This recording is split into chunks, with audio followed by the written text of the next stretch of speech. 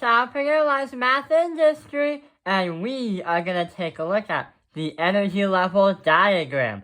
We'll also be learning about how to calculate the energy of a light wave. So, first things first.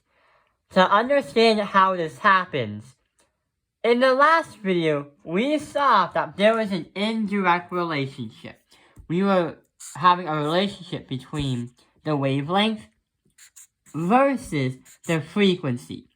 If the frequency goes up, is very high, the wavelength is very, very low. Just like these waves right here. Or the thing is, if the wavelength is big, but the problem is the frequency has to be low. That talks about these wavelengths right over there, or these waves over there. But now we can understand the energy a wave has. So, here is a diagram right here. These different lines on the graph are denoted as A, B, C, D. And what's gonna happen is these lines are telling you how much power these waves have. But also, we also gonna say, if we have this kind of relationship, an indirect relationship, going back from the other video, we explained that when you talk about frequency, when you have a higher frequency, that also means that, like for this line example, if you have a higher frequency, the power is going to increase. So I'm going to say, every time the frequency is higher, that is going to also mean that, let's say, power is going to increase. Or should I say, the E as in energy. So what's about the graph here? Let's investigate. So first things first. We have 4 questions that we're going to say. The first thing is, which arrow is the longest? So which of the arrows is going to be the longest?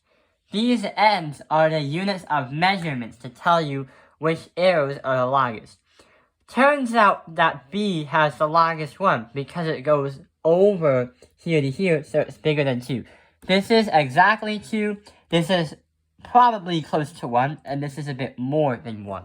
So we're going to say B is going to be our first answer. Now, the second one is, which line is going to be the shortest? So number 2 is which one's the shortest. We can, with our own eyes, we can see that C is going to be the shortest. Now, the third one is a little bit different. Which arrow has the most amount of energy? So we're going to say, which arrow has, let's say, most amount of energy? That is going to explain how far these things even go. So it turns out, since we said B is the longest line in the graph so far, we are going to say that since it goes from here to here, it has the most energy. Picture it sort of like a laser. Now, let the true fight begin! Try this on for size! That's it, just like watch out, Fox!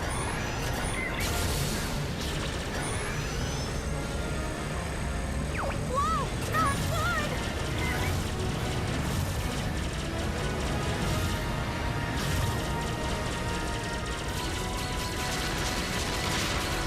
How dare you! So we're going to say that B is going to be our line, or our wave with the highest energy. How about the least amount of energy? So which line has the least amount of energy? That is going to explain what's the shortest one. And we said that C was the shortest one. C doesn't continue very long, but sure enough, it has the lowest amount of energy. So, according to our answers, we have answer B, C, B, C. What we can say that the longer the line, or the longer the wave on this graph, the more energy it has. Not only that, we also said that these so-called waves can be different colors. From the last video, we had colors like right over here, and also colors like right over here. The Roy G. Biv series. So it was ROYGIBV. Roy G. Biv. Red, orange, yellow, green, indigo, blue, violet. So we have this, but now we're going to see which one is the red light, which one is the blue light, which one's the green light, and which is the orange light. The problem isn't very clear, so we kind of have to go in order. So we said earlier that the red wave is going to have the lowest amount of energy, since it's a very big wavelength. Remember, this indirect relationship. So which one has the least amount of power?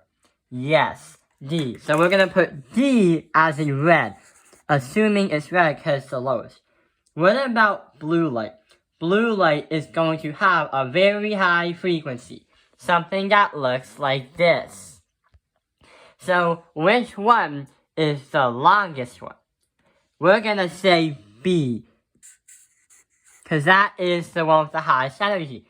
Remember, the higher the frequency, the more energy you have. Let's say A is going to be for G, because it's not the highest frequency, it's not the highest power or energy, but it's right in the middle. And orange is going to be D, because orange has a lot more energy than red, but not necessarily a lot. So that can explain this graph. But the problem is, how do we know this whole energy thing, and also light, can explain how all this stuff works?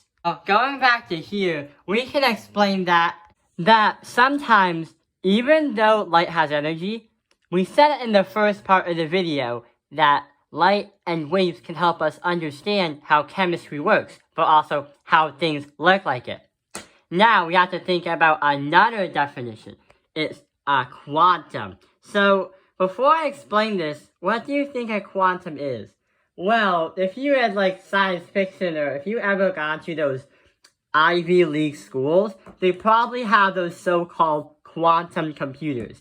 And the reason why they're called that is because these special type of computers can help us understand what an atom is like, or what a molecule is like, or what the electrons are like. The thing is, we said earlier in the video that light and waves are used to help us understand chemistry a bit more, the structure of it.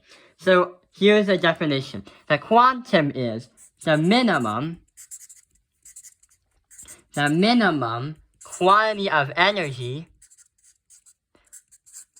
let's say E, that can be lost or gained in an atom.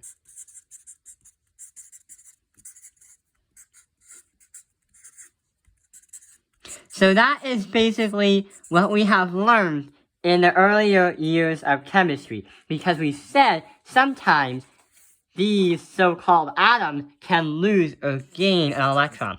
Let's say that this is an atom right here, and we have 1, 2 right here.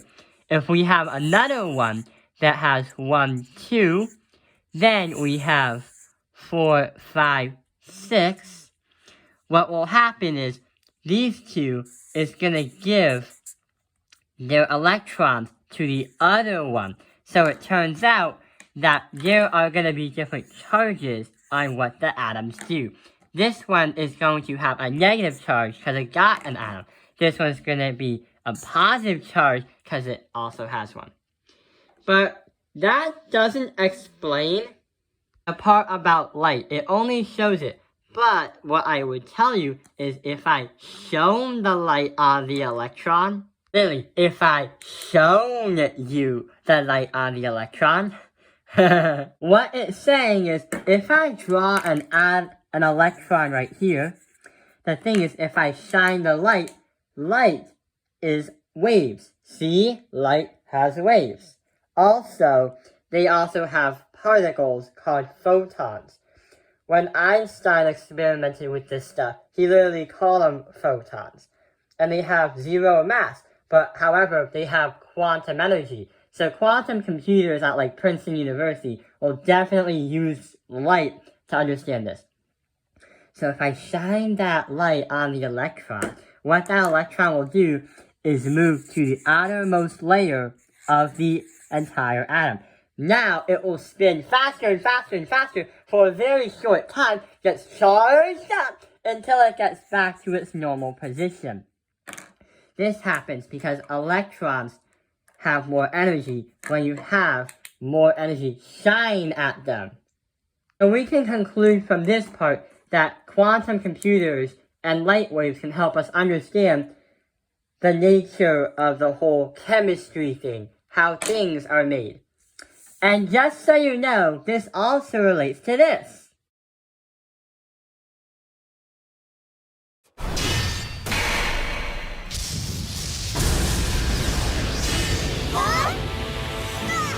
Apparently, when Luinor takes damage, its heavy components align, and once they're in sync, it can attack with a tremendous amount of power! That concludes the video of the energy level diagram. Tomorrow, we are going to understand the formula for energy. I hope this video has helped you understand the energy level diagram. Thank you for watching Top Opinion Life's Math Industry. Like and subscribe.